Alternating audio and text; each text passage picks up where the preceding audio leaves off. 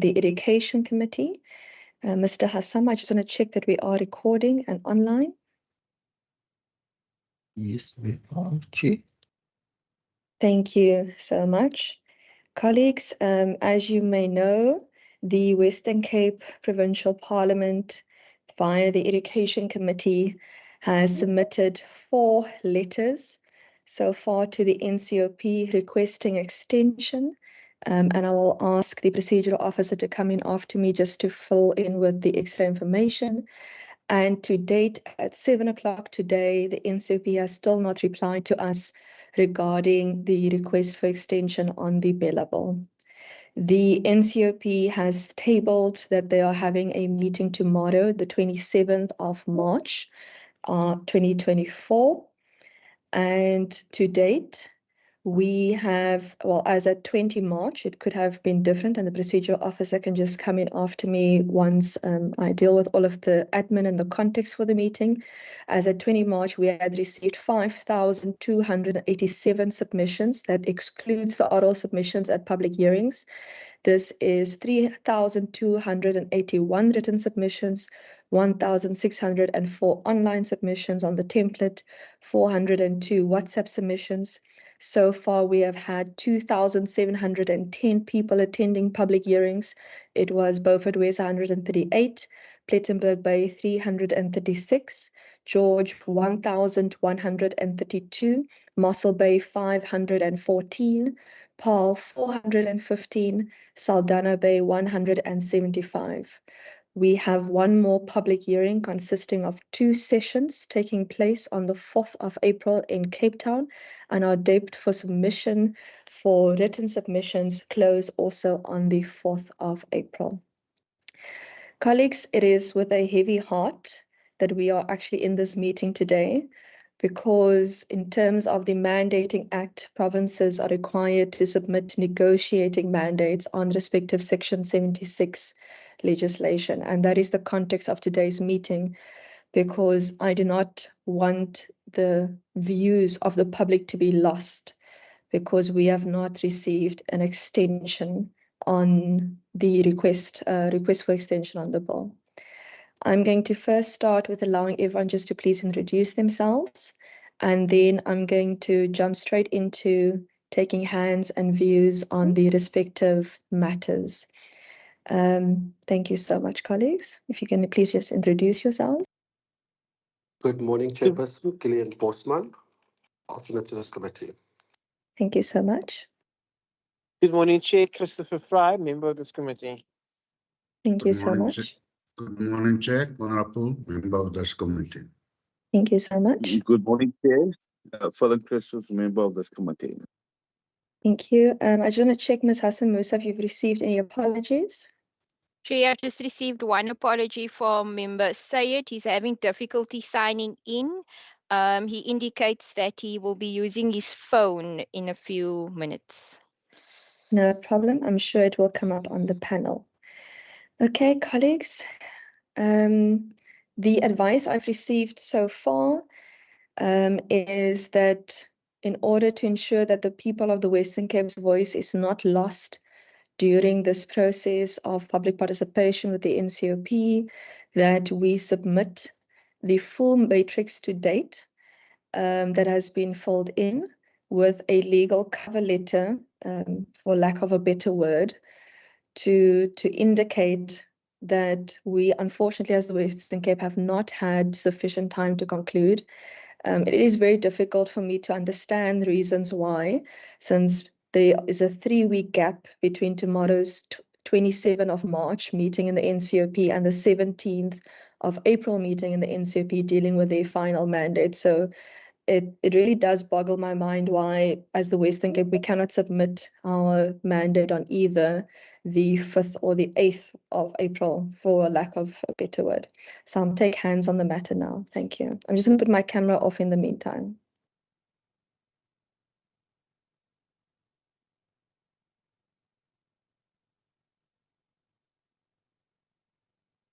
Members, if you have views. Okay, I see Member Fry. Okay, I see Member Fry's hand, so you can go ahead. Chair, I think you should follow the advices received. And I agree it's with a heavy heart that we have this meeting, but I think we have to follow the advice that you received so far. And then just await for the NCOP to answer us. Hopefully they'll answer us very shortly this morning still. Thank you, Chair. Thank you so much. I think it's Member Poole. Thank you, Chair. I want to second Member Fry's suggestion. I have the privilege to attend 2 of these public hearings, and the anger and the frustration that comes with it, you have to stick to your line. So I second it. Thank you. I don't see any other hands, so I'm just going to quickly ask the procedural officer and possibly Advocate Marsdorp just to come in from a procedural and/or legal perspective on essentially what this submission that we will then be making to the NCOP would entail. Ms. Hassan Musaf, maybe if you want to go first. Chair, from our part, we've never yet submitted a negotiating mandate that has not completed the public participation process. But as we had provided you, the advice is that we submit what we do have with the negotiating mandate and a covering letter to indicate that we still have 2 public hearings on the 4th of April with the with the submissions that we have received thus far. And on the last letter, we've also indicated to the NCOP chairperson what would be the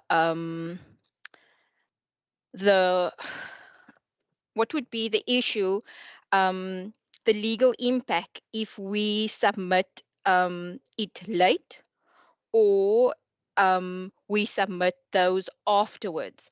So that is also what we are waiting on, a response from them, which we haven't received thus far.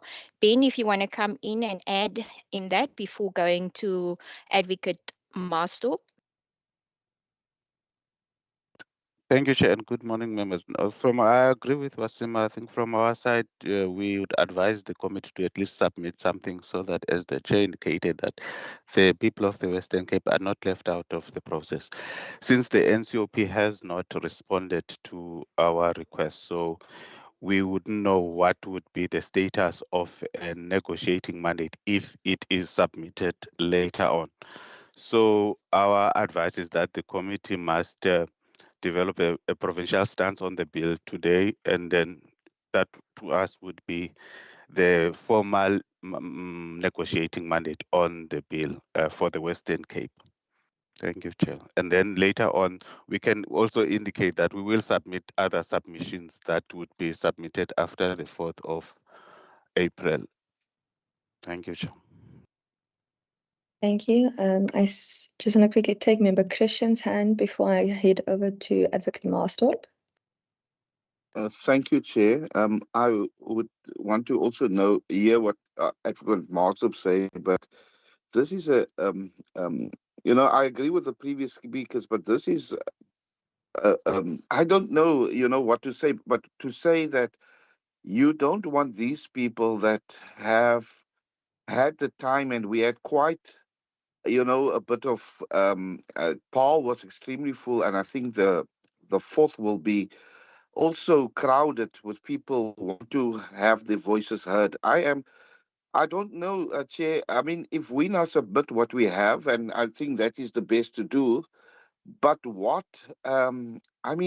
4th, when we face the people of the 4th and didn't have a clear guideline, I think we should push them to answer at least before we even continue with the 4th, because you don't want people to come and take off work or take off their time and take transport costs, and then and then the voice is not really heard. So I agree that we submit what we have, but we will have to have at least something in writing to say that these people that's going to take time off, that's going to come to the legislatures should be heard. So So, Chair, it's very serious, this, but I would want to hear what Advocate March would say, but surely we must have something in writing. Otherwise, if people find this out, then we're going to be in trouble, I think. People is going to be in uproar. So I'm very concerned. Thank you, Chair. Thank you, Member Christians. I'm in full agreement. At this point, I bear the view that the WCPP, that we are now essentially being forced to submit a negotiating mandate, and that this is essentially, according to me, tantamount to duress. Member Bosman?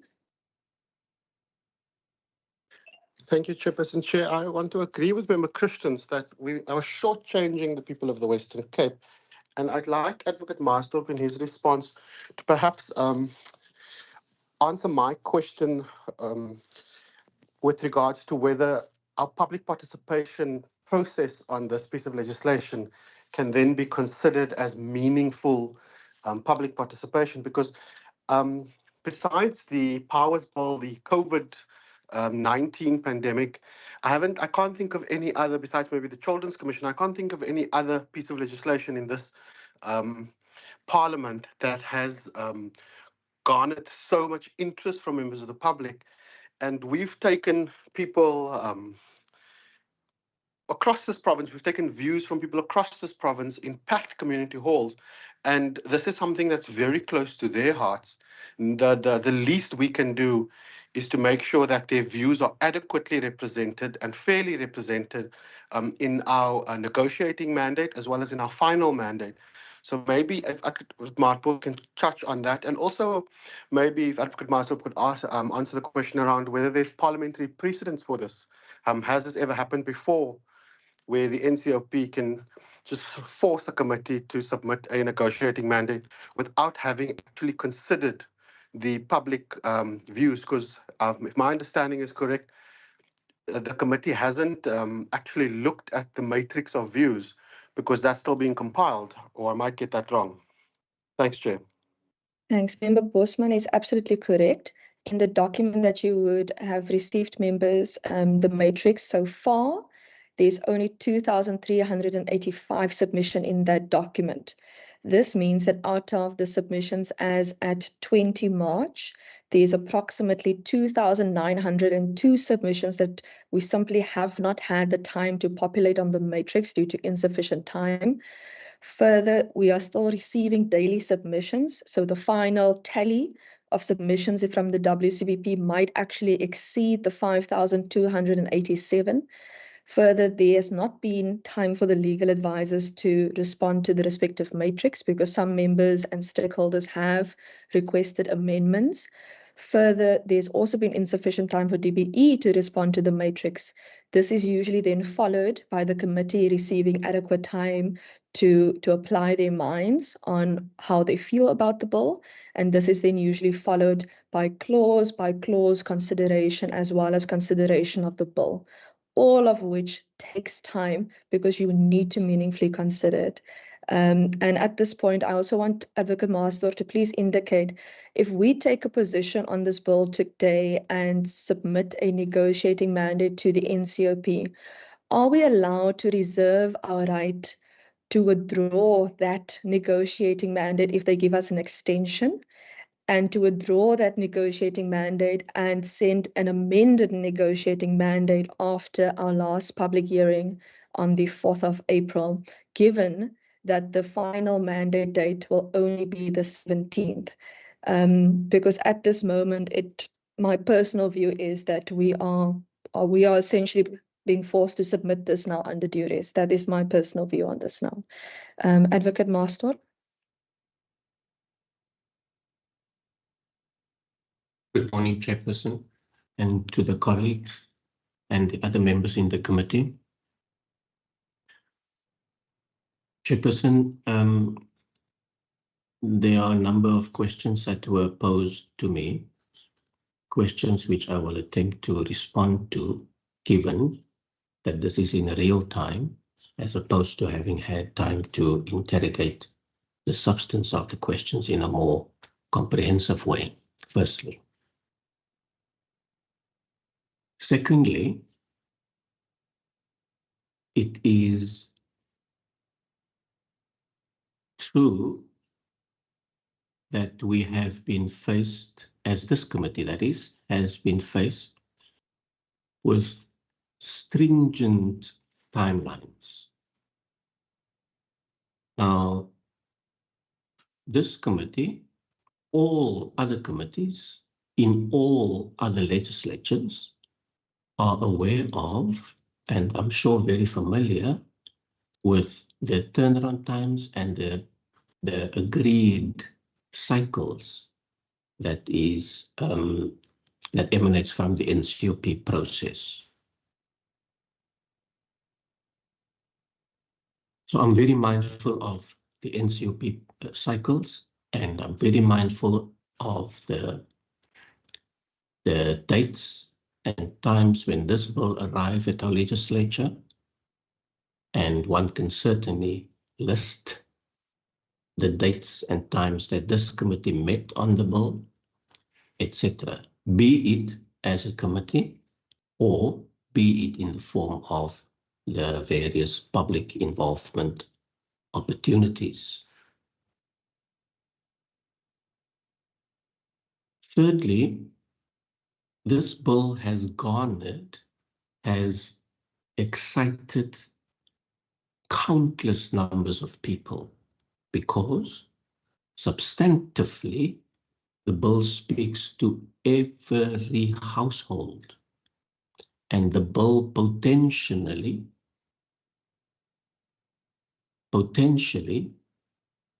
criminalizes a parent if he or she does not enroll a child. So the bill is very personal in its letter, in its objective, and in its potential effect on the real people in this province. This bill is important to our lives as citizens in this province. I am very sure the NCOP is aware of that. So our public participation hearings, our public involvement process was not to occupy ourselves during lean times. It was to give effect to the constitutional imperative that everyone should be given an opportunity to have a say on something which will impact directly or indirectly on their lives. This bill is that issue. If we couple that, in other words, the direct impact of this bill on people's lives, and if we couple that with the stringent timelines that we are given by the NCOP, then the question would then pop up, and I think the question very, very well put by Member Bosman is, how would the public participation process be still meaningful? Words to that effect. Now, how would the NCOP know about our sentiment from the ground through the various hearings? What is the structure? What is the process that informs the NCOP and therefore the National Assembly eventually about the feelings and sentiments about this bill in the Western Cape? How do they know? They are informed by the negotiating mandate. And the process there is for our delegate there to represent and advocate our views. There's no other way that the NCOP will know. So that being said, firstly, I would argue, and I say argue because it is arguable, that we should submit what we have. That's the first observation. And just maybe while I'm thinking about it, the one question, I think you asked that one, Chair. I can certainly, in my 20 years at the legislature, I have not had this encounter. So in my immediate human reference, I do not think there's precedent in this regard. So I'm saying it is arguable that we can submit our mandate that we have. That's our message to the NCOP in terms of obliging the timeline of today or tomorrow.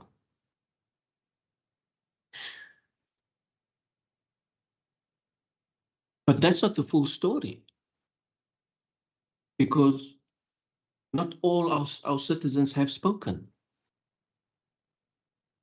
I am equally flummoxed as to why we were not granted an extension. In fact, we don't even know if we weren't granted an extension, because the NCOP in its wisdom, has opted not to respond to our requests. That will become legally, that will have some legal bearing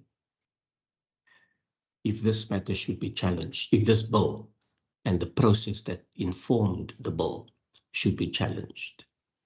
Because had we had an extension, this conversation would not have had to happen. So I'm arguing that the lack of interaction, the lack of response, the lack of engagement by the NCOP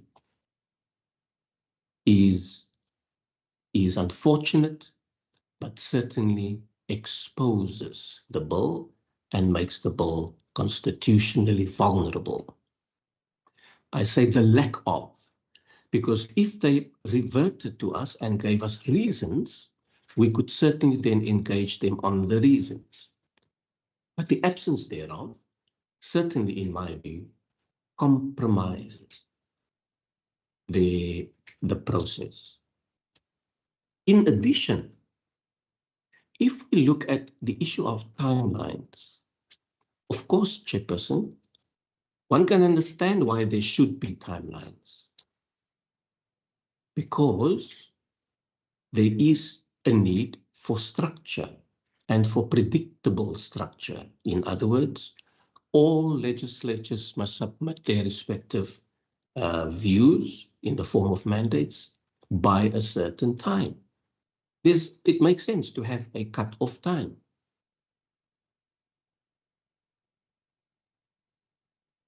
However, this 3-week gap surely represents valuable additional time to afford our citizens an opportunity to air their views. That's first point. Secondly, I've recently read a legal opinion by the Chief Legal Advisor at National Parliament pertaining to another bill where the Western Cape Provincial Parliament Standing Committee on Local Government requested additional time to submit a mandate. The Select Committee, for its part, requested a legal opinion on whether the extension should be granted. Take note, a legal opinion was requested at the NCOP level on whether an extension should be granted. The Chief Legal Advisor, in her opinion, indicates that the request by the Standing Committee at the WCPP, that request for an extension is not without merit, because the cycle at the NCOP speaks to at least 8 weeks that should be granted for a process to unfold. And the emphasis in her opinion, in bold and underlined, was the at least part. Meaning, Chairperson, if I should look at it with lawyer eyes and interpretation eyes, meaning that there's a measure of latitude, there's a bit of discretion to be afforded when we look at the cycle. At some point, the 27th of March was earmarked as a cutoff. But we know from the very first pivotal matter of Doctors for Life that the substance of a bill is important when having to consider the extent of a public involvement process. We've had other bills where we know the content and the substance of the bill is such that we could maybe have 3 or 4 public hearings because the bill is, as we call it, rather technical or maybe of a high level, etc. But in a bill like this, that, like I said, potentially criminalizes every parent in this province, surely the latitude to be extended to us would be fair. The discretion that one would have expected from the NCOP should have been exercised in our favor. The 3 weeks hence, I say, is the space for that latitude. Clearly, the NCOP is non-engaging when it comes to those 3 weeks and the importance that we attach to the views of our citizens in relation to this very important bill. Now, the question of the last question of the chairperson, whether we can withdraw our mandate. I've not seen that, chairperson. I've not seen that. I don't even know if the rules provide for a withdrawal.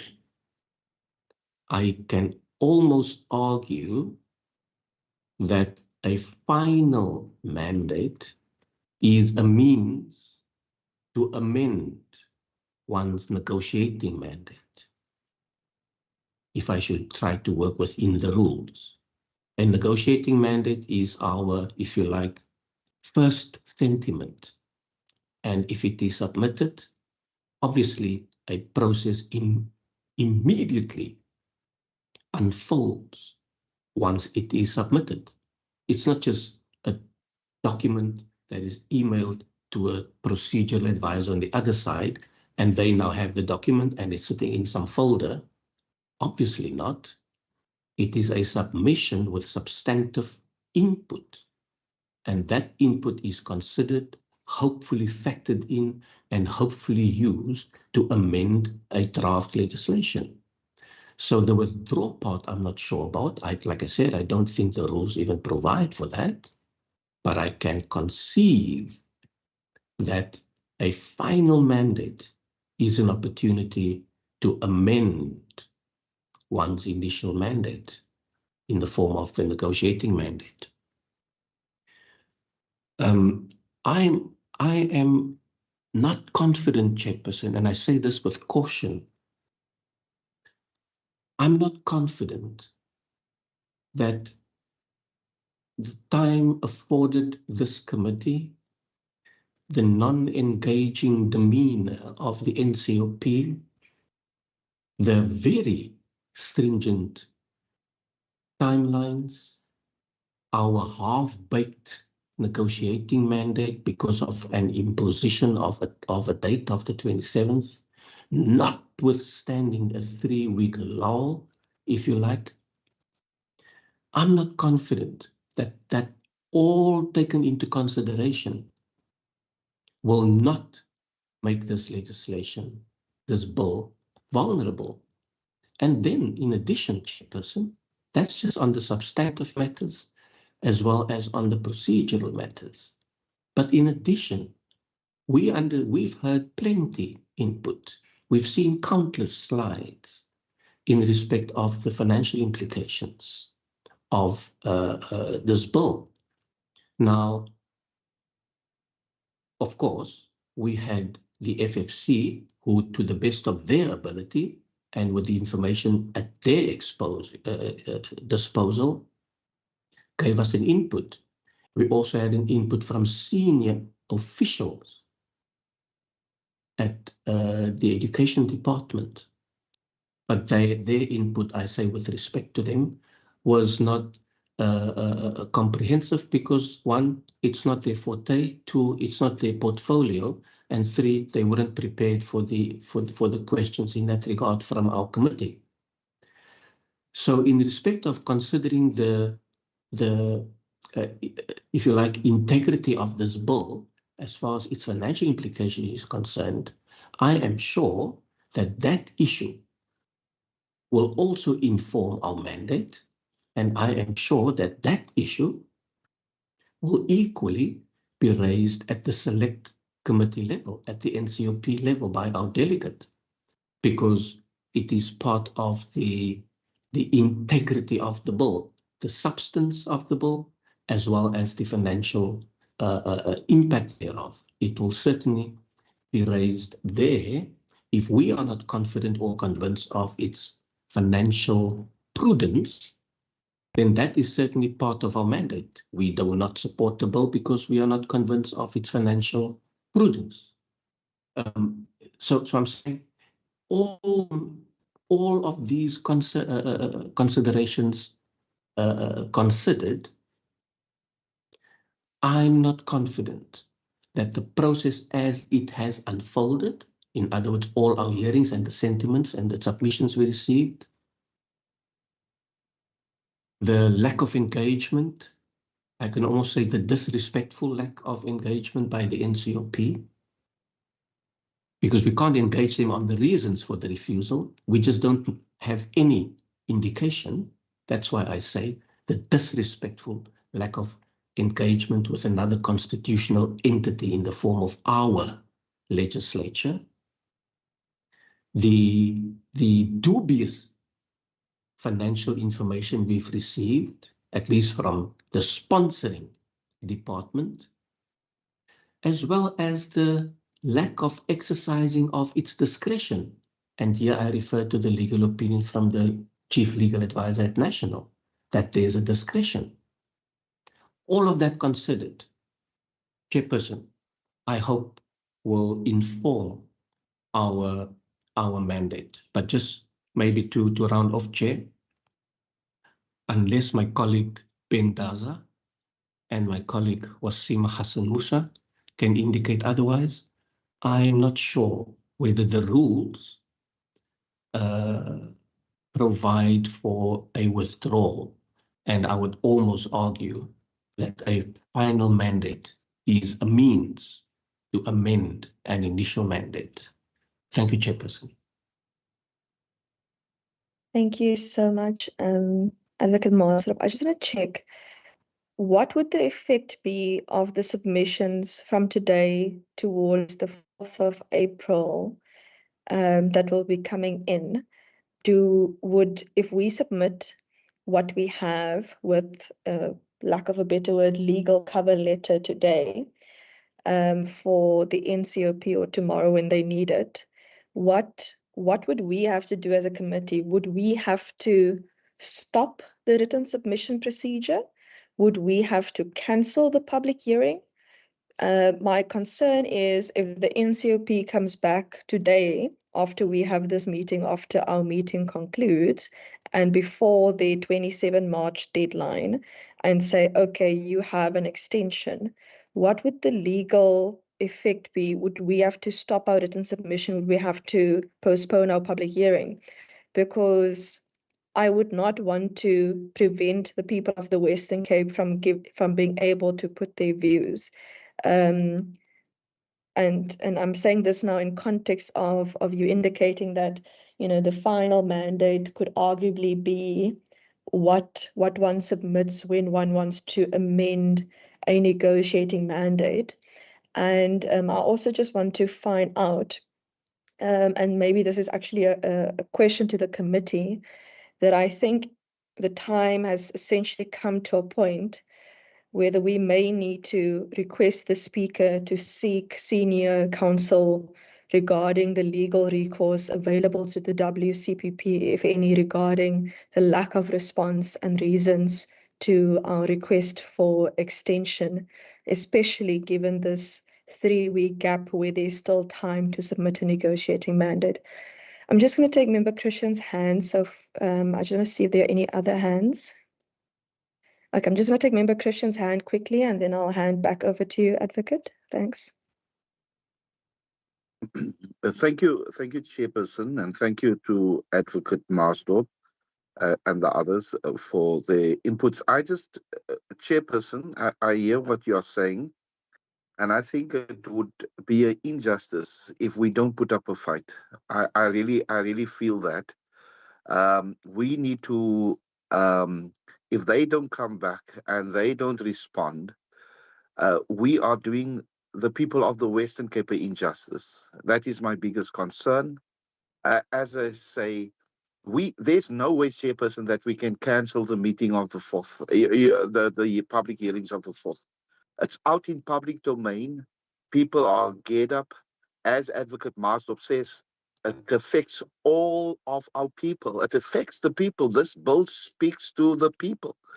And Chairperson, from my side, I want to say we must use whatever we need to use to put up a fight, to do something so that the people of the Western Cape will know that we fought for them, that we stood up for them. So that is my sentiments, Chairperson. That's my sentiments, because I cannot, and I now actually feel a bit reluctant also now to send in, as Advocate Marsdorp said, he used the term a half-baked cake. You're sending in a half-baked cake, and you have 287 submissions, and you have maybe you've not sent in half. Now you're sending a half-baked cake. I mean, is that justice? And you must still have the metro. The metro is important in the Western Cape, and you have 2 public hearings on the 4th. I feel, I don't know if we must even submit what we have, because it does not do justice to the people of the Western Cape. Most of our people stays in the metro here, and their voices will not be heard. So I'm just saying, we as a committee must do everything in our power in order to tell the NCOP that our people in the Western Cape, their voices must be heard, and that's why there must be extension. Thank you, Chairperson. Thank you so much, Member Christians, and really thank you for your passion on this matter. I completely agree with you. What we are doing here today is not justice. It is not. Especially with the 3-week gap between the negotiating mandate and final mandate timelines. This what we're doing here today is not justice. We are here today because we are essentially being forced to put forward our position. I just want to check quickly, Ms. Hassan Musa, what time tomorrow will the NCOP be sitting? Hi, Chair. They're sitting at 10 o'clock. They're sitting at 10 o'clock tomorrow morning. But according to Jason Cleophas, the NCOP liaison officer, all negotiating mandates should be in by end of business today. Okay. If they are sitting at 10 o'clock, to my knowledge, and I'm speaking now with my budget hat on with the Division of Revenue, there has been many, examples and precedents in the NCOP where negotiating mandate, for example, is submitted, for example, an hour before the time. I know this because with the Division of Revenue, we have very, very tight timelines, and sometimes we have the negotiating mandate process and the submission thereof, sometimes even on the same day to the NCOP. So what I could suggest then for us is perhaps we should tentatively ask programming and or the speaker, given which one the rules allows us, to sit again as a Western Cape Education Committee tomorrow morning, possibly at 8 to 9, because if their meeting is at 10 o'clock, that we perhaps give the NCOP until 8 o'clock tomorrow morning to respond to us and that as members we then reconvene essentially, because the members are correct. What is happening now, it is going to be a half-baked cake that we're sending in. And we even put a second session on the 4th, because from the very beginning, we even received a request, please, it is Ramadan, let us please have an extra session so that our stakeholders may come and attend an earlier session so that they can be home in time, which we granted. Originally, the committee agreed to 12 public hearings, which we also then had to say, actually, let us do 7 in order to try our best to be accommodative of the respective timelines also in the NCOP. So I just want to check, Advocate Master, would it be too late for us to sit, for example, tomorrow morning at 8 to hope and pray essentially that the NCOP will get back to us before 8 o'clock tomorrow to essentially show that we're really giving it until as much opportunity as possible, so that we don't have to send in a negotiating mandate that may or may not be reflective of the views of the people of the Western Cape. Chairperson,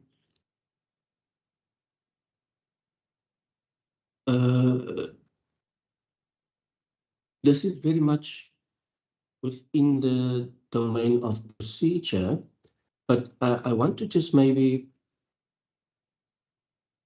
consider the following.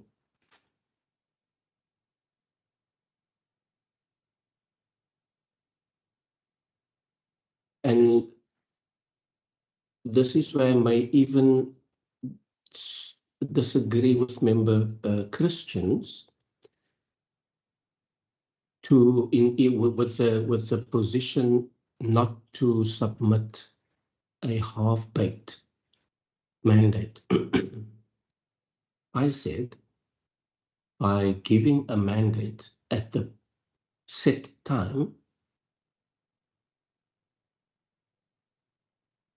without the submissions that we will receive afterwards, would be a half-baked mandate. But I didn't say that we shouldn't submit a half-baked mandate, because I'm just concerned that we may be remiss, because a court down the line may ask, what happened to the sentiments of the Western Cape contained in their submissions by the 27th of March? What happened to those? No, Your Lordship, we didn't send it through. We decided to keep it back. I'm not convinced of that position. Hence, I argue that we should send what we have. And I want to add why I'm also arguing that. Because there's this beautiful thing, Chairperson, and I'm sure I'm telling you things you know, of the mischief. What is the mischief that is sought to be achieved when we set down these rules or these timelines? Now, like I said earlier, we need to have a degree of structure and of predictability when bills are sent to legislatures, so that all legislatures know to conduct themselves and have their meetings within set timelines, so that all legislatures can submit their negotiating mandates by a certain time. That's the general structure. But now we also know, we've always known actually, that there's a discretion by the NCOP to afford a bit of extension when it comes to these timelines. So there's already movement. The mischief is to ensure that legislation does not take forever to go through the lawmaking process. That's the ultimate objective. And within that ultimate objective, in other words, there should be timelines, and now we know there should be reasonable timelines, and addition, there should be reasonable timelines with a bit of latitude if a legislature wants an extension. With all of that, if we argue that the mischief is that we get all the sentiments of all the legislatures by the 4th of or the 12th of April, then surely any submission should still have legal standing until the 12th of April. That's an argument I would be able to make, because the idea is to garner as much interest and input as possible by a certain time, so that the lawmaking process has predictability and has a degree of speed. So I would argue that we do submit what we have, and that a correspondence covering our submissions should indicate that there are more submissions pending, which may cause us to augment, supplement, or amend our initial mandate.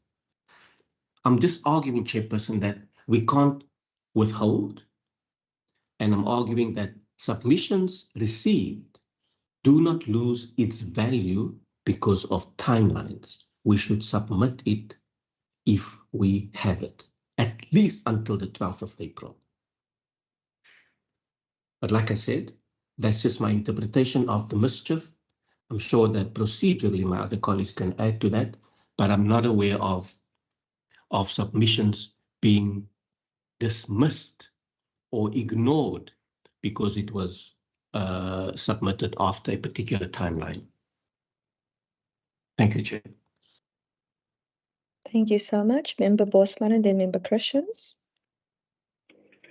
Chairperson, if I could maybe firstly ask Advocate Maasdorp, what happens to the aspect of meaningful participation? Because if we have not taken the view of the people of the metro in its entirety into consideration, that being the majority of the people living in the Western Cape, have we actually meaningfully considered the view of the people of the Western Cape? That's my first question.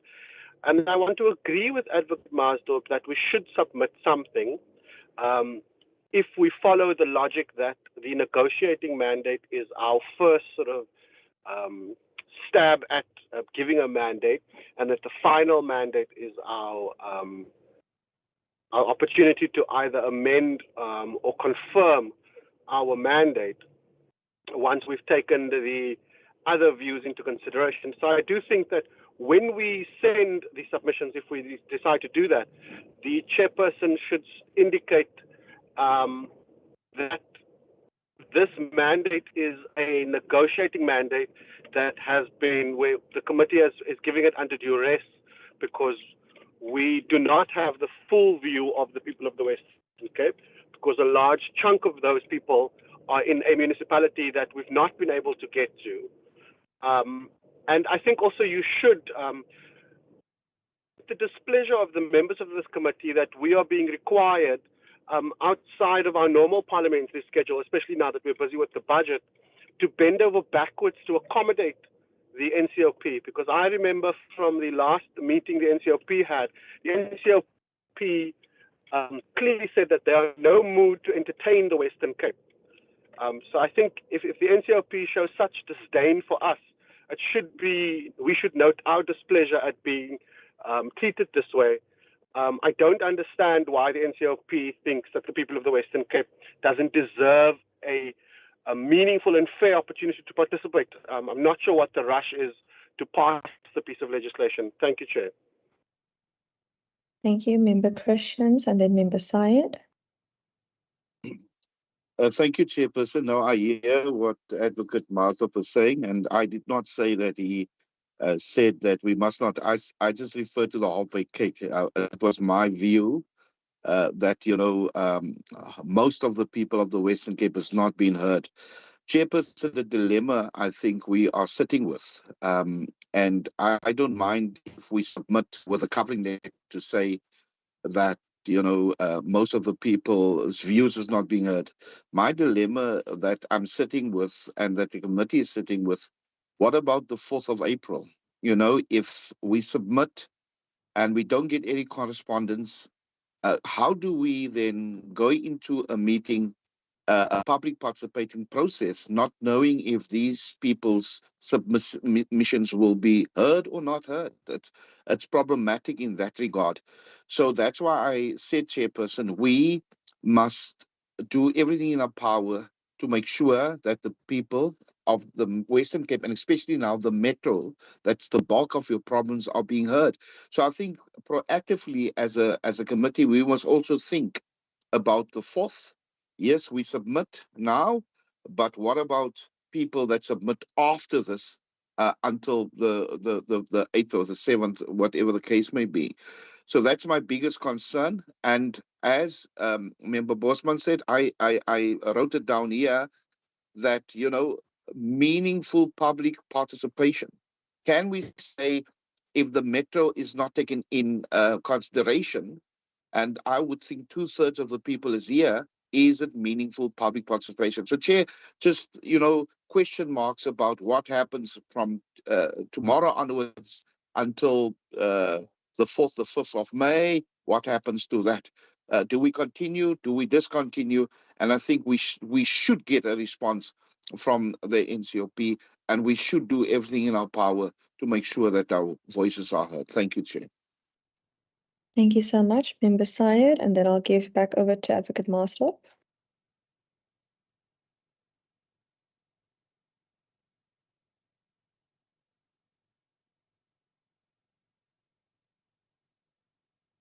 Member Syed, you're unmuted, but I'm unable to hear you. I just want to check if it's maybe just my device. Members, are you able to hear me?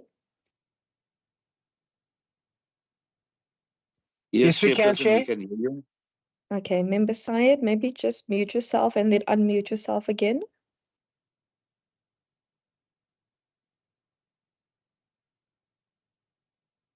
Okay, I'm not able to hear Member Syed. Is there anyone else able to hear Member Syed? No, Chair, I can't hear him either. No, Chair. Now, Member Syed, we are unable to hear you. I'm not sure if it's maybe the device that you logged on into. Ms. Hassan Musa, maybe if we can just get IT to assist Member Syed. Sure. Mr. Daza. Chairperson, just on my side, I think I want to also agree with Advocate Master that we have never dealt with a situation where we have to submit a mandate before we conclude a public participation process. I also want to inform the committee that during the negotiating mandate stage, the committee can raise anything it wants to raise with the NCOP. And I would advise that that be raised not in the covering letter, maybe within the body of the mandate. The province can raise any issues, be procedural, process issues, and amendments. The other thing is that during the final mandate stage, there is no option to raise issues, even to propose amendments. So during the final mandate stage, a province can only support or not support or abstain from voting on the bill. So the only stage where provinces can raise issues or propose amendments is during the negotiating mandate stage. So my suggestion is that the committee submits what it has now, and it provides the NCOP with the stance of the province on the bill, but also indicates that it has not concluded its public participation process. And then it will submit the rest of the submissions after the 4th of April. So I think that would be my suggestion now, because we don't know what would be the status of our mandate if it's submitted after the 27th of March. Thank you so much. Advocate Marsdorp, I think Member Syed just left in order to rejoin the meeting and try again. But in the meantime, Advocate Marsdorp, and then I'll take another round. Yes, Chairperson. Thank you very much.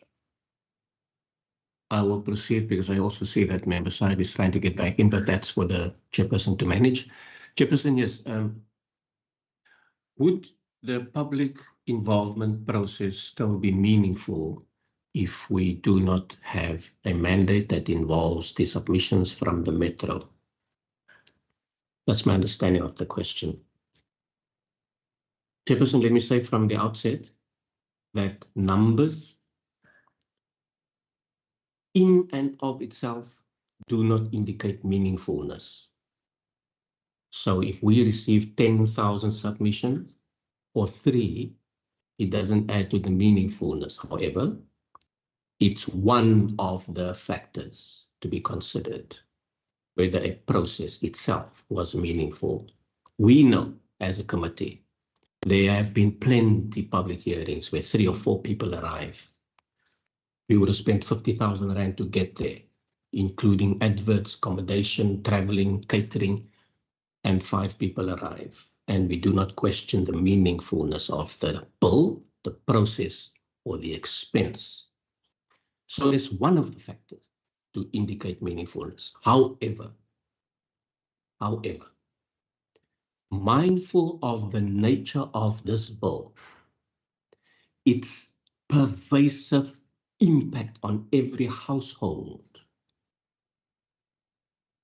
mindful further that the metro is, if you like, our biggest constituency in inverted commas, and hence the import, the value, the weight that we attach to our biggest constituency. Mindful of that, I am questioning whether a process can be deemed meaningful, can be deemed inclusive in the absence of submissions from that constituency.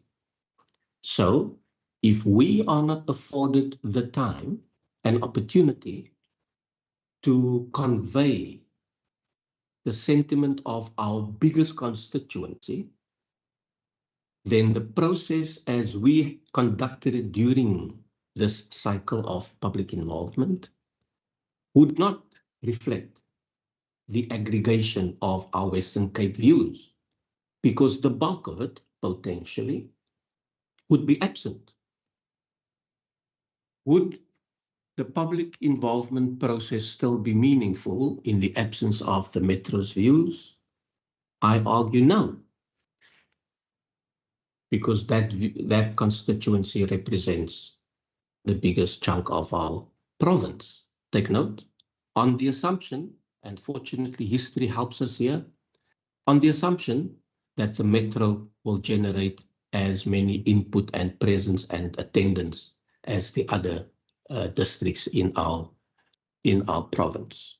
So that is my response to that issue, Chairperson. I agree with the input by my colleague Daza insofar as the kind of space we have during this stage, that because it's a negotiating opportunity, we can raise and present all manner of views, and I would certainly agree, in the body of the mandate, not as an addendum or an afterthought somewhere else.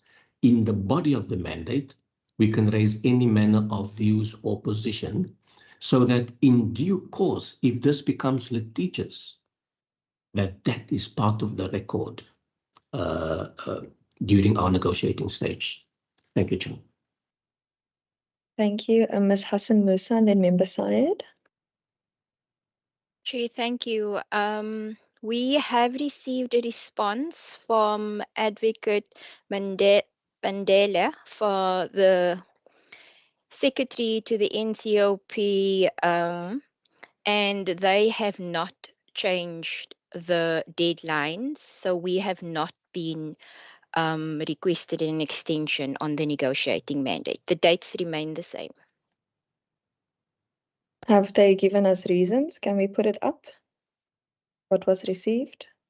No reasons was given, only the program outline was forwarded to the committee. I will share the letter that was sent to the secretary. Hold 1 second.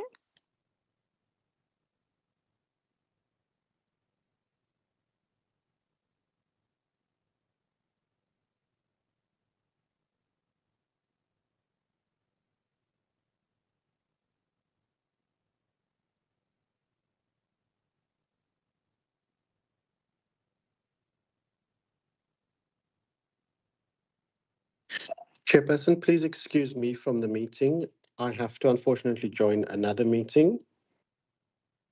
No problem. Thank you so much for your input, and your participation has really been helpful. Thank you so much. Chair, can you see the letter? I see it. Let me just, okay, go down. So you got that now, okay. That just looks like the committee bill, the bills program of the NCOP.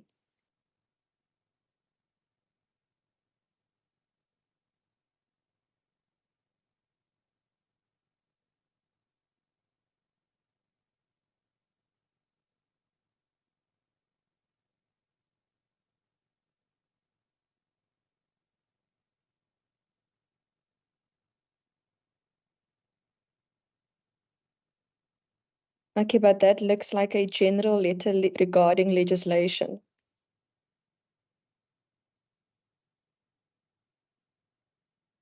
Can I just check, is that a general letter regarding legislation from the NCOP to us? Chair, this was the response that we got from the NCOP chair to the Speaker's office, that they had responded to our letter via the Secretary of Parliament, and we should have a look at that letter. So they are referring to this particular program letter that was sent to us, that I've just shared. So they basically just resent the program. Yes, Chair. Okay, Member Syed and then Advocate Marstorp. Yes, thank you very much. Can I be heard now? Yes, Member Am Syed, I we are able audible? to hear you now. Thank you so much. Okay, thank you very much. No, Chair, thank you. I've been following the discussion. I just want to agree with Mr. Daza, I think, on the approach that because this is a negotiating mandate that we are going to, not necessarily the final mandate, this concern that the committee has can be raised as part of the negotiation discussion. So I want to agree with Ben Daza on that, and I also just wanted to say, can it also then probably be stated when we do submit the letter as to when we were informed about the time frame? We must maybe make that clear to the NCOP to say, look, you informed us about on this date, you only told us about the time frame, or that type of thing. Then I think that was it. I mean, look, my other concern, which I did raise, and I think it was last week I raised it, was about the fact that the transport for the PAL leg of the public hearings had to be cut, the public transport. So that also had an impact. I think just like Cape Town, now those people have to go to Cape Town. I think that's also a factor that must also be taken into account. The fact that we did not necessarily, even in PAL, have a full participation that we would have wanted to have. Thank you. Thank you. Member Syed is correct. There's also a school in Toes River who opted that they want to come for the Cape Town hearing because we saw that MS Teams and Microsoft was down globally. So there were two sets of stakeholder transport that could not be arranged for the PAL hearing. And the alternative for both of them was, please, can we be able to afford them to come to the Cape Town hearing? So this is all things that will be essentially affected by us having to submit a negotiating mandate tomorrow. I would like to make the following suggestion, that we, sorry colleagues, I'm in awe of my displeasement and dismay at this moment.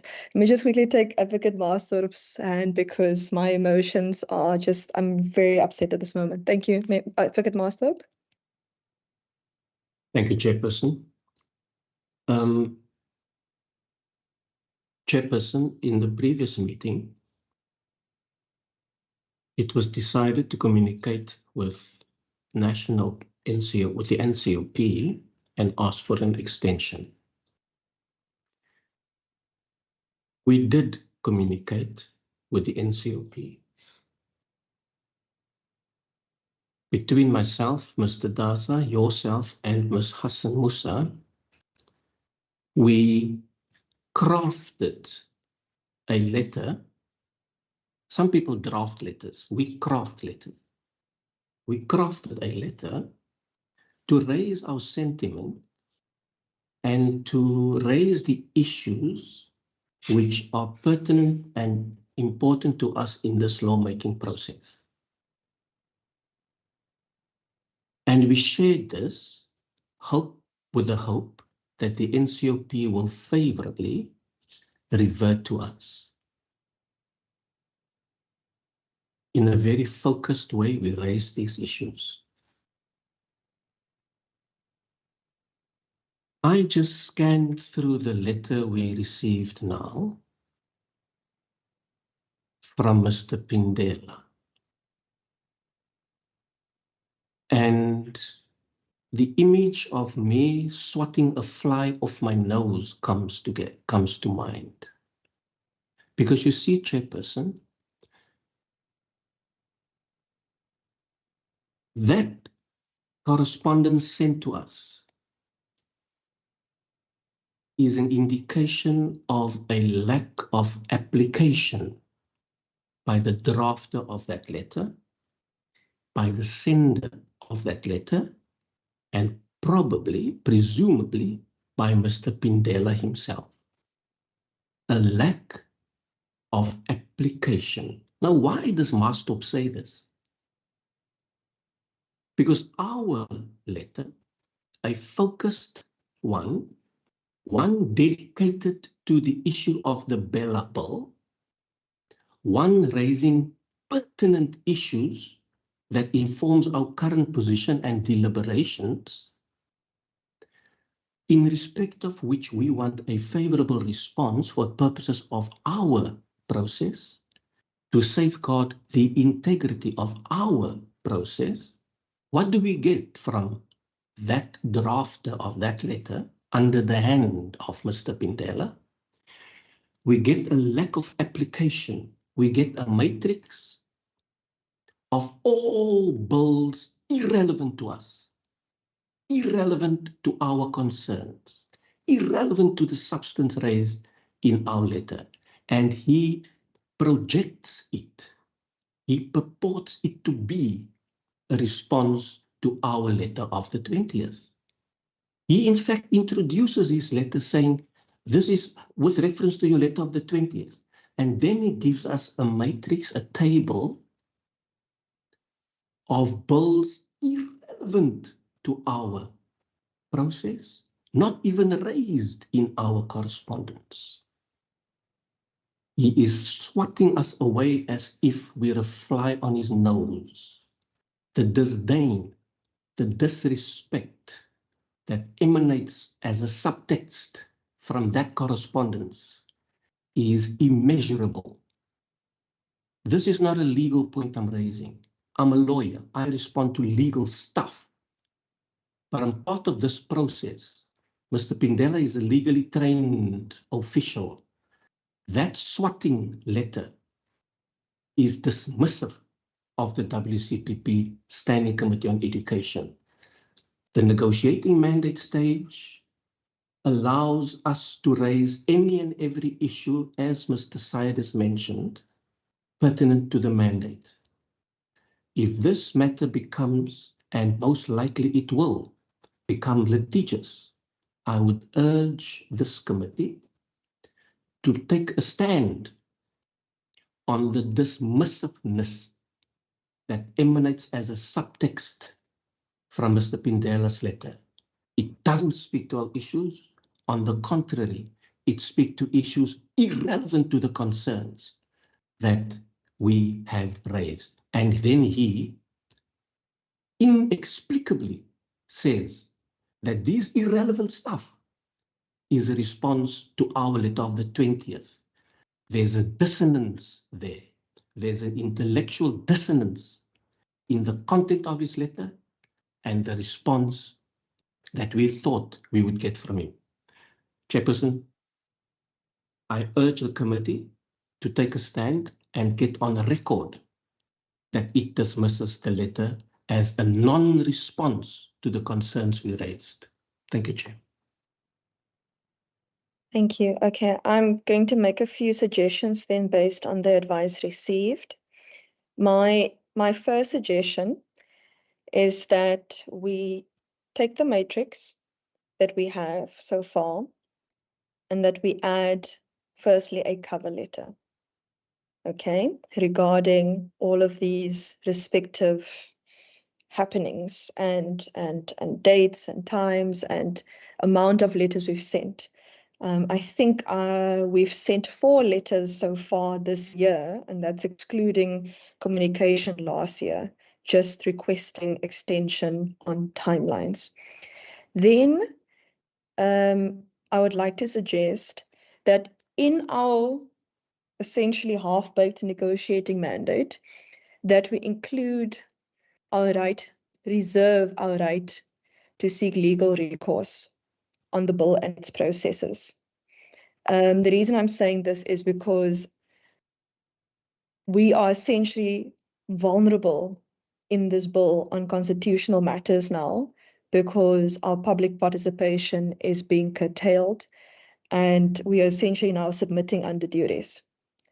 And then I would also like to suggest that Advocate Maasdorp, if possible, if there's enough time, if you could take your oral legal advice today, if that could be put to writing, and for us to include it in the body of the negotiating mandate.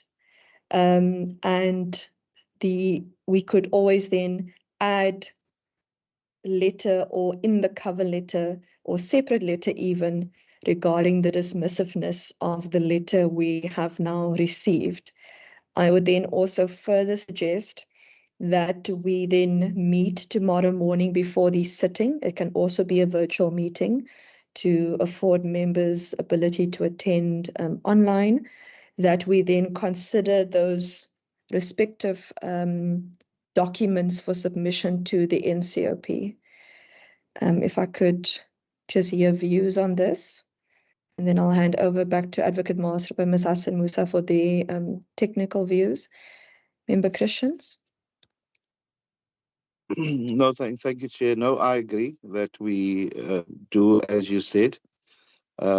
Just again, concern now that what happens from tomorrow onwards to the 4th, what happens to the public participation of Cape Town. If we could, because this letter has now not given us an extension, and I agree that as Advocate Maasdorp said, craft the letter and do the necessary. But what do we do with submissions that we will receive after this to the 4th? What as a committee, what do we do? Because we will have to also now to decide, if that is not going to be taken in consideration, then I do not want to be part of a process where people can turn around and say, but you knew that our voices will not be heard and you continued. So just if Advocate Maasdorp can just give us a brief on that, I think. But I agree with your sentiments, the matrix of letter, cover letter, and all of that, and that we'll meet tomorrow morning. I'm all in agreement with. Thank you, Chair. Thank you. Member Christians, we may actually even need a separate legal opinion on whether or not we are even allowed to go ahead, but I will leave that up to Advocate Maasdorp to assist us with in responses.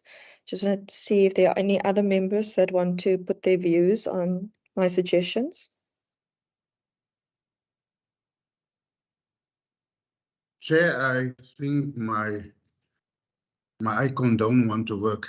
Chair, it boggles my mind. I think Mr. Maasdorp has asked a question of whether there is within the rules a withdrawal from the process, and what is the legal status of it, and what impact will it have on such a bill? That is a gray area for me, and nobody have answered that question of Mr. Marsdorp. Can we maybe perhaps tomorrow just get feedback around that as well? Thank you. Thank you. We could maybe if African Master could even include that in his written opinion. Any other members?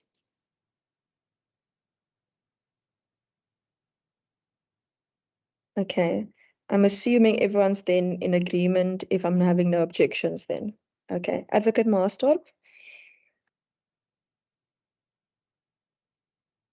Chairperson, I'm not sure what is expected of me. A number of issues were raised. And then I also hear that we should give a response within the body of the mandate, as per Member Syed, if I correctly remember, or Mr. Daza even. I also hear that there should be a cover letter to raise certain concerns so that we are sure that our concerns are in fact on record. I am very aware also that we do not have precedent in respect of the withdrawal of a mandate, and I'm not sure, because I'm not procedurally trained, whether the rules provide for that, and if so, at what point, and the impact thereof. But then I also hear, and I'm mindful of timelines now, I also hear the word legal opinion. So I'm not sure what is expected of me. I need guidance because we certainly have a number of issues to raise, ranging from the due dates, ranging from the absence of the metro input, the issue of financial implications, the issue of the status of submissions after the 4th. Do we get those things on a record for NCOP to respond? How will they view us and treat us after the 4th?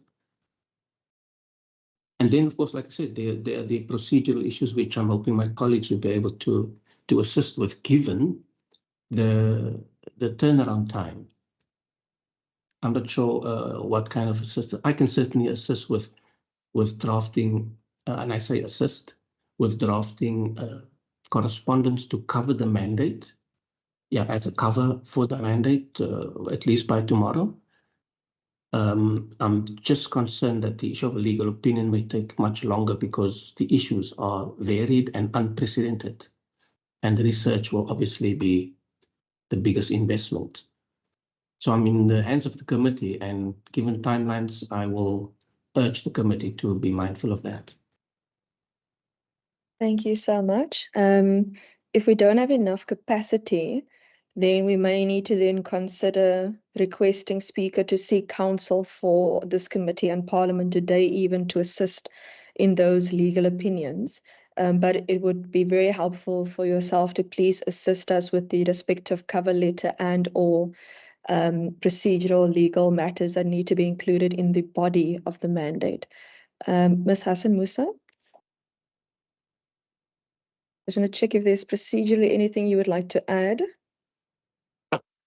Chair, Member Paul raised whether a negotiating mandate can be withdrawn. We have never had something like that. Ben has stated that before. So there's nothing that we can see procedurally now in the rules reflecting a withdrawal of a negotiating mandate. At the moment, we are standing with submitting the negotiating mandate with what we have, and as per the decision of the committee, craft that covering letter and include some of those in the negotiating mandate itself. We will prepare that with the assistance of Advocate Marsdorp on the legal aspects of it, and go forward. Ben, is there anything that you want to add in addition? No, just thank you, Just to inform the committee that according to the latest judgment, I think it was Mohale judgment, provinces are required to send all submissions on NCOP legislation to the NCOP Select Committee. So my advice was that even after we have agreed, we have developed a stance of the province on the bill, with these two hearings still outstanding, we will have to submit the inputs to the NCOP. I think the committee agreed to that. So, but we are also legally required to submit all submissions to the NCOP Select Committee. Thank you. Okay, I'm going to amend my suggestion. Firstly, due to not having the respective amount of capacity, that then in the body of the negotiating mandate, we put the respective procedural and legal matters that we have then now raised in this committee and that needs to be raised, and that we consider our negotiating mandate tomorrow morning at 8 o'clock, that we ask programming and the speaker to allow us to sit virtually tomorrow morning, especially due to the request for extension being declined. But secondly, there are a number of legal matters and issues that need to be answered that will require capacity in this regard. So I would then like to recommend that we move to then resolve to ask the speaker to seek counsel on the various different legal issues that we need to answer, including the status of the written submissions and public hearing after today, the status for us submitting our negotiating mandate late, what the status is in terms of the possibility, what would the withdrawal of a negotiating mandate mean, if any, and essentially the reasonableness of the what do you call it, it's the not decline, the reasonableness of the refusal to extend the negotiating mandate, but also that in our negotiating mandate we include our reservation for right to legal recourse. I see Member Fry's hand. Yes, Chair, thank you. I've been listening with great intent and great enthusiasm to the debate today and to our deliberations. I want to say that I think that, again, this is uncharted territory, and I think that we have to cover all our bases, and you're right. I think we have to reserve our right to seek legal counsel, but we also have to make it very clear that we will not be bullied. We will not be coerced into something that we don't believe is right. And like you said earlier, the people of the Cape Town's voices will not be heard, and that's not right. So that's just my input for the discussion.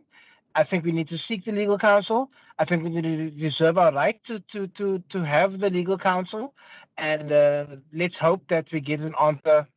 Let's just keep our line. Let's hold our line, and let's hope that we can get to some form of positive outcome between us and the NCOP. Thank you, Chair.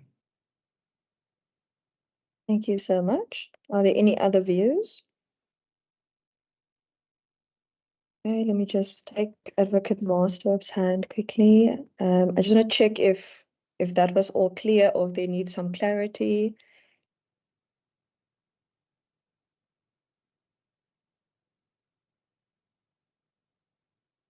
Advocate Master? Chairperson, why it is imperative that we get an indication, at least even from NCOP, as to how they will regard our mandate from a legal integrity point of view after the 4th. It's important that we get that, because you see, Chairperson, if we plan to have a meeting on the 4th, well, we've already planned it. But if we proceed and we know that the outcome of that will be inconsequential, will be disregarded by the NCOP. We know that now already, let's say. Won't we expose ourselves to embarking on a mission that is fruitless and wasteful? Is the NCOP's silence, their refusal to give an extension, or their inability, incapacity, or unwillingness to give us an indication of the standing of our submissions, don't they expose us, don't they make us vulnerable to a finding that we are conducting on the 4th, that we'll be conducting a fruitless exercise? Because there's expense involved. However, if they tell us, you know what, your input will still be valued and considered, then we proceed.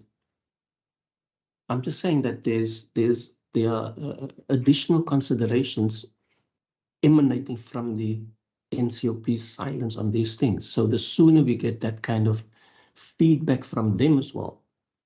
My colleagues have mentioned this is uncharted, and let's cause them to apply their minds this time, unlike the letter of this morning, to apply their minds on the standing of submissions after a due date.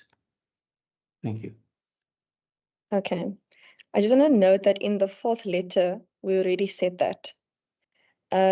We did specifically ask what the standing of the Western Cape would be if the negotiating mandate was submitted after the 27th of March, but before the 17th of April, which is the final mandate date.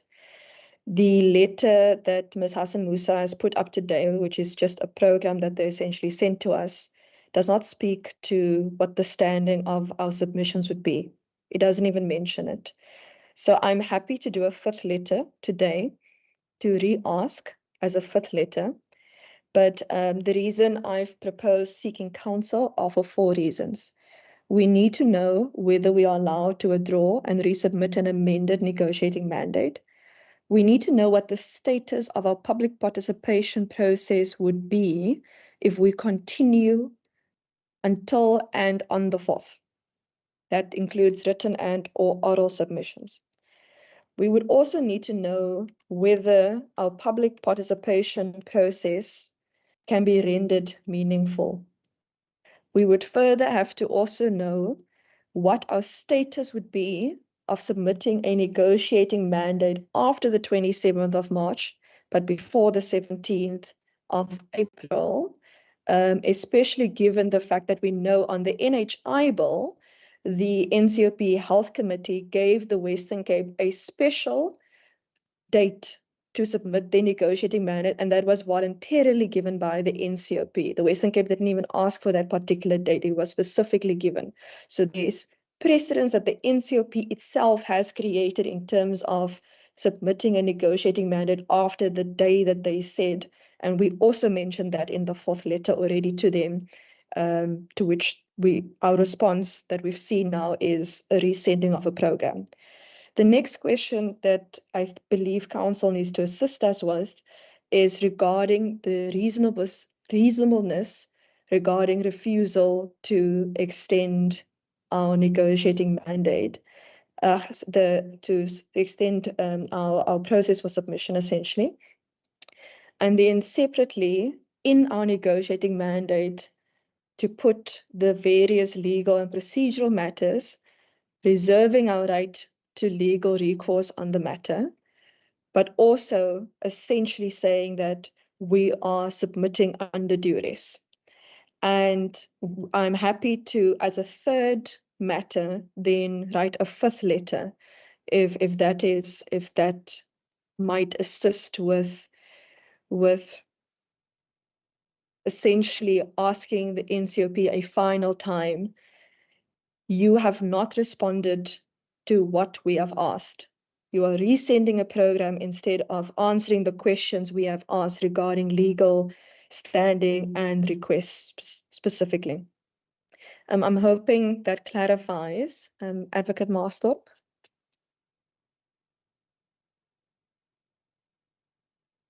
Yeah, those are the kind of issues I would have itemized as well, Chairperson.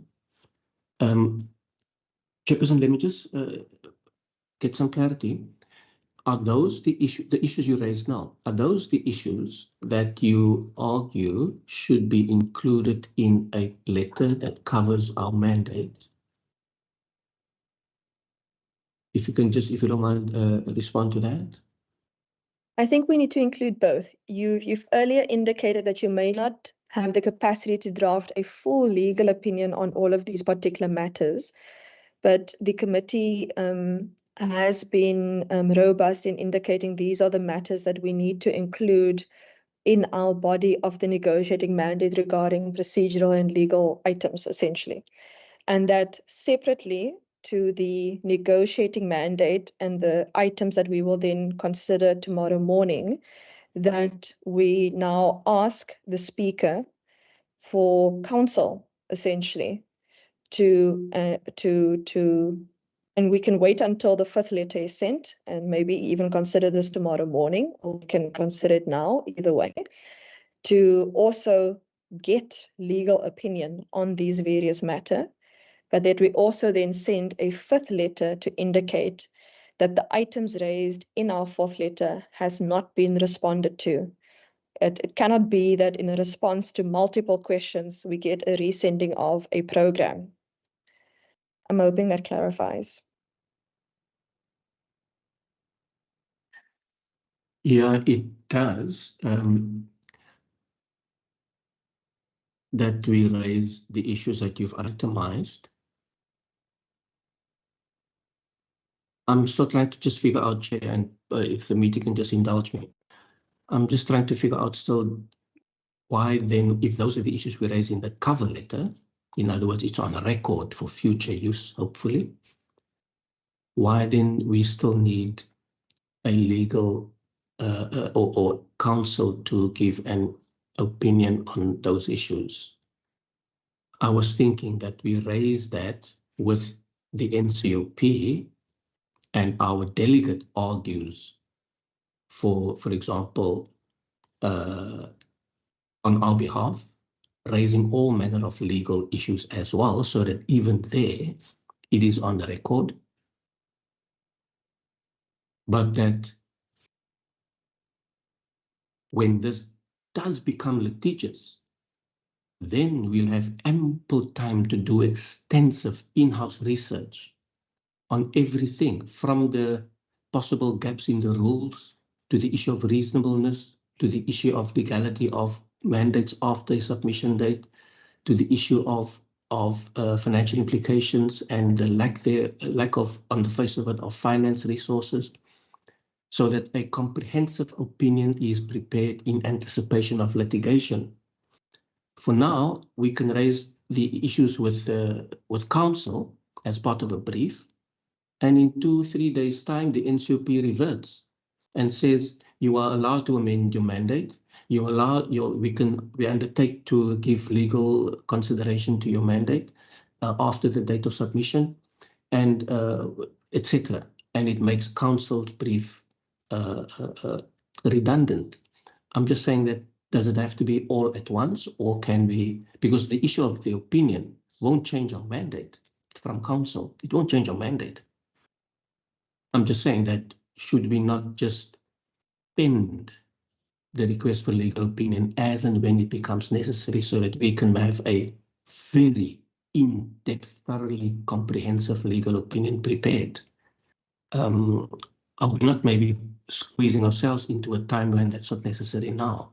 The cover letter should be as comprehensive as possible, to request at the same time an opinion about things which the NCOP can still address is a bit not just premature, but it is also unfair on counsel because of timelines we don't need to impose on counsel. We can certainly get an opinion going forward. Thank you. Thanks. I'm happy with that we included in our negotiating mandate, and that we can always reconvene to consider whether we need to brief counsel. The one reason it needs to be in the body of the negotiating mandate and not only in the cover is because my experience from the Division of Revenue is the cover letter does not form part of the negotiating mandate. And I've seen numerous times how information or things are thrown out when it is not in the body of the negotiating mandate. So we can do the cover letter, but I think it's important that we put it in the body, and that yourself and Ms. Hudson Musa then please assist us, and that we then consider that tomorrow morning for sending off to the NCOP. I'm happy that we wait on resolving to brief council until essentially what may or may not happen in the NCOP tomorrow. Members, are you happy with those two? And that we also then send a fifth letter today that's saying that the things that we've asked have not been responded to. So those are three things. It's the negotiating mandate, things that we need to deal with tomorrow morning then. It is the letter for today to say that our previous items have not been responded to, and that we may need to reconvene in the future to decide whether or not to brief council depending on what may or may not happen in the NCOP tomorrow. Member Christians? No, Chair, I agree with that. It's just, again, the question that I asked earlier. Should we not get, where are we getting this opinion from that if the NCOP does not extend or anything, nothing happens, what happens to the 4th and what happens to the submissions received after tomorrow? So where are we, when are we going to decide on that, or who are we asking? Mustn't we get legal counsel on that, or what do we do with that? That is my biggest concern, because if the public hearings is not going ahead, then people must be informed timeously, because I know of people that's taking off and people that's making arrangements. So that's my biggest concern. Thank you, Chair. Thanks. I'm just going to quickly repeat the items that I mentioned that we should then essentially brief council on depending on what happens tomorrow. And I did mention the public participation process. So the items I mentioned was whether we are allowed to withdraw and resubmit an amended negotiating mandate, the status of the public participation process. So I don't have an answer for you, Member Christian. So that's why I included it as the second question. We would essentially ask council whether our public participation process can be considered meaningful, whether submission of a late mandate and what the status of that would be, and an opinion on the reasonableness of the NCOP refusing our extension. So those would more or less be the things that we ask. It might be more items depending on what happened tomorrow, but that's why I'm asking that that we may need to reconvene in the future to essentially resolve to brief council on these particular matters. And then to my knowledge, and Advocate Master must just correct me if I'm wrong, to my knowledge, when we seek counsel, from us, it will be our resolution, then it goes to the Speaker's office, because the Speaker will then act on behalf of WCPP. It's not the Education Committee. And then from WCPP side, to my knowledge, we would have to request assistance from the State Advocate. I just want to check, Advocate Master, do I have that process correct? Assistance from the State Attorney to appoint counsel, yes. Yes, okay. Member Christian, does that assist? I unfortunately don't have an answer for you. These are all matters that have never happened before. I don't have an answer for you. So these would all be things that we would have to brief council on. No, Chair, I'm happy with that. It's just, we all know time is running out, and the 4th is next week and Friday, so it's time is running out. So no, we'll see what happens after tomorrow, and then we'll most probably will convene then. Thank you, Chair. May I ask Ms. Hassan Musa, more or less, what time does the meeting of the NCOP end tomorrow? Chair, through you, at 12:30 is the indicated timeline for the meeting, from 10 till 12:30. Okay. Members, may I ask that Ms. Hassan Musa will keep us updated regarding the developments happening in the NCOP tomorrow that will more or less end at 12:30. Then, with your permission, if we need to brief council if the NCOP still refuses essentially to extend and refuses to give us a special date essentially for our mandate after the 27th, that I may need to ask the speaker to allow us special time in the day to meet as an education committee, possibly in committee room 2 or 1, because there will be budget vote debates in the House, and that the education committee will then have to consider whether or not seeking and briefing counsel is necessary on these respective issues that we've mentioned. But that will obviously be dependent on the happenings tomorrow, and that we afford ourselves some latitude of being available tomorrow morning, tomorrow for such a possible meeting. And that I will try my best to try and also do it in maybe a slot or a time then that will not impact on when you may or may not be speaking in the House. Would that be in order with members? In order, Chair. That's in order. Thank you. Okay, Advocate Master. Order, Chair. Okay, thank you, Member Poole. Advocate Master. In order, Chair. Chair, I'm not sure if I missed something. My previous input was we must get the timing right as to when we will ask for counsel opinion. Because like I said, the issues we want to raise in the letter are issues which the NCOP may or may not respond to, so that it's not necessary to get counsel on that. I'm just thinking to what end? To what end? Because we're still pre-negotiating for stage. To what end would we get counsel's opinion? For what purpose?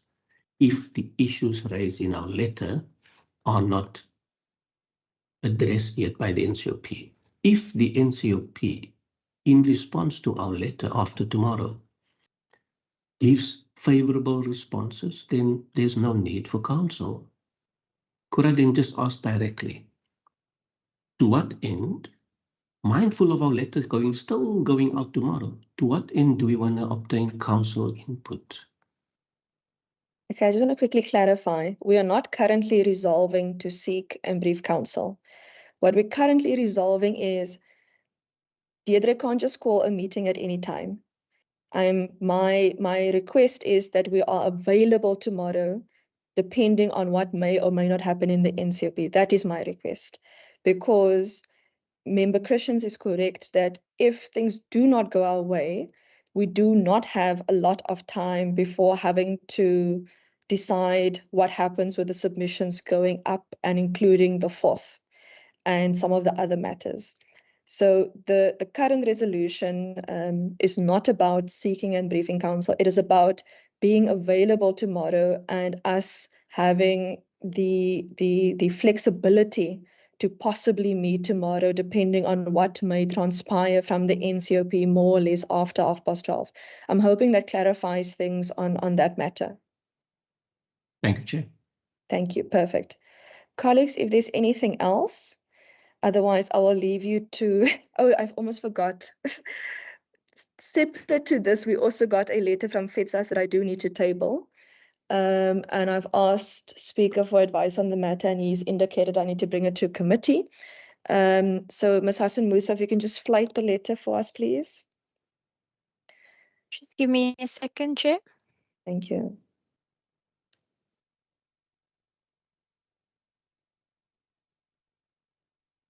I'm just having a little bit of technical difficulty. No problem.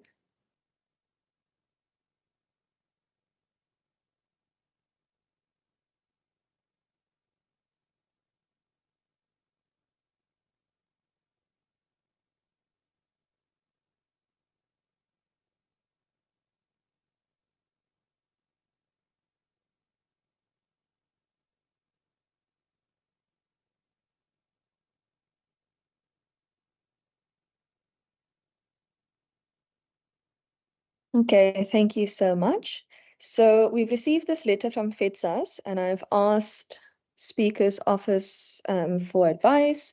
And the advice is I need to bring the request from FETSAS to the committee so that the committee can resolve on the matter whether or not it agrees. So I'm just going to quickly read it out because it's not a long letter. It's concerns regarding financial and constitutional implications of the billable, On behalf of the Federation of Governing Bodies of South African Schools, representing our members in the Western Cape, I am writing to address our concerns regarding the financial implications of the Basic Education Laws Amendment Bill as presented by the Financial and Fiscal Commission to the Western Cape Legislature. FEDSAS has carefully reviewed the FFC's presentation, and we are concerned about the gaps in the cost calculation for the implementation of the Bela Bill. It has come to our attention that the calculations do not adequately account for the additional infrastructure additions that will be required in schools, including extra ablution facilities, safety measures, and educational resources. Furthermore, there is no provision for cost of living adjustments or salary increases for the additional staff that the implementation of the Bela Bill will necessitate. And you can go to the next page for me, please. Additionally, the FFC has confirmed that the estimate does not include the additional costs of administration, care, or support for those with special needs. This raises serious concerns about the availability of sufficient financial resources to enact the Bela Bill, as it appears that the burden will fall on the Department of Basic Education, with implications for the Western Cape's Department of Education. We wish to highlight that an accurate and comprehensive costing of the proposed legislation is a constitutional requirement. Section 35 of the Public Finance Management Act stipulates that draft national legislation that assigns an additional function power obligation to a provincial government must provide a projection of the financial implications to the province. There are significant questions regarding the financial consequences of the Bela Bill that remain unanswered. From a legal standpoint, we are concerned that insufficient information has been provided to the Western Cape Legislature to make a responsible and informed decision regarding the matter. Therefore, we respectfully request that the Western Cape Legislature obtain a proper legal opinion on this matter. It is imperative that decisions are made with confirmation of sufficient resources to avoid unfunded mandates and ensure the effective implementation of the Bela Bill. Is there anything below that? Ms. Hassan Musa, if we can just go down. Therefore, we respectfully request that the Western Cape Legislature obtain a proper legal opinion on this matter. It is imperative that decisions are made with confirmation of sufficient resources to avoid unfunded mandates and ensure the effective implementation of the Bela Bill. Thank you for considering our concerns. We look forward to your prompt and thoughtful response to this matter, and it's signed by Ms. Joanne van der Merwe, the head of the legal department and deputy CEO, I think. Yeah. Okay. Members, do we want to agree to FEDSAS's request? And then I would have to take just Advocate Maasdorp's, because I'm not sure whether we will have capacity and be in time, but let me take members' view quickly on whether we wish to. Maybe, let me actually ask Advocate Maasdorp first, because this affects capacity, and then I'll take the views actually. Advocate Maasdorp. Thank you, Chairperson. Chairperson, I think the developments in our committee meeting this morning have overtaken the concerns raised by FEDSAS. In fact, the argument that they present to underscore their request for a legal opinion is exactly what we have deliberated on this morning. So I think the developments in our meeting have overtaken this. However, two things.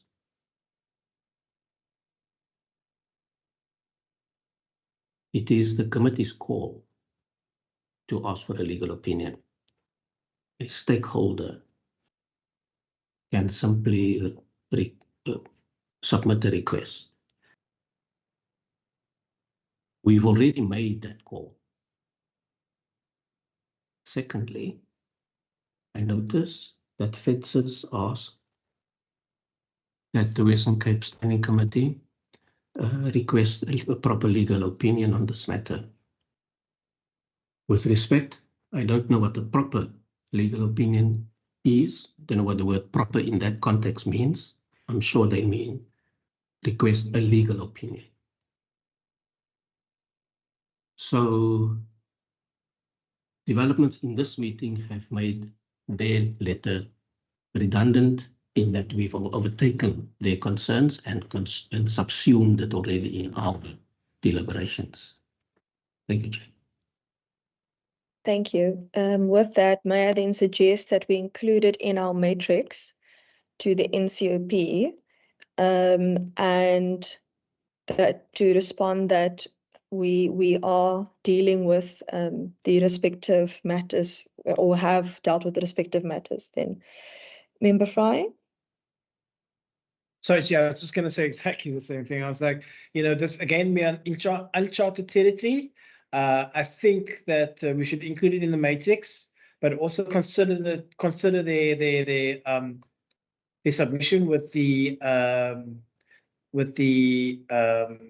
urgency and with the deeglikheid, the thoroughness it deserves.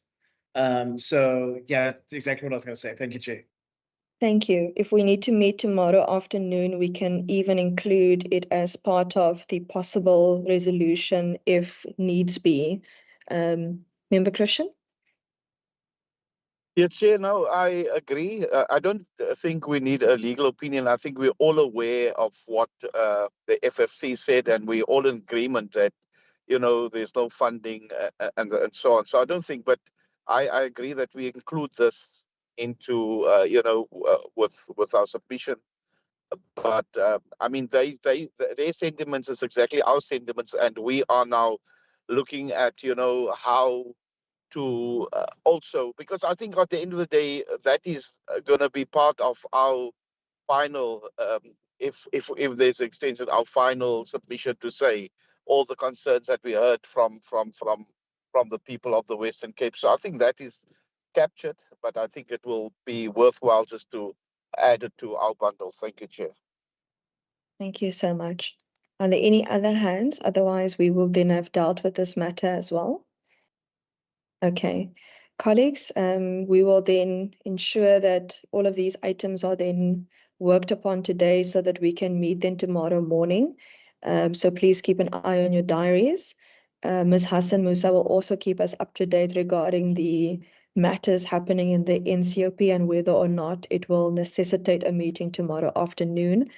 But I want to say thank you for being available at such short notice, for being robust in ensuring that we fight for the rights of the people of the Western Cape to have their views heard and that it is meaningfully considered. And I just want to say it really warms me from the bottom of my heart that we are able to have these type of conversations and robustness of conversations within such uncharted territory. But with that, I hope you all have a wonderful budget day, and the meeting is adjourned.